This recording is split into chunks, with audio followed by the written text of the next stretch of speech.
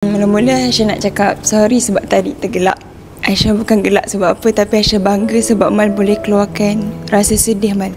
Sebab Aisyah rasa Mal seorang yang pura-pura kuat sepanjang masa. Dan Aisyah gembira Mal boleh keluarkan tangisan Mal. Aisyah nak cakap yang Aisyah gembira sangat-sangat Mal pilih Aisyah bila Aisyah pilih Mal.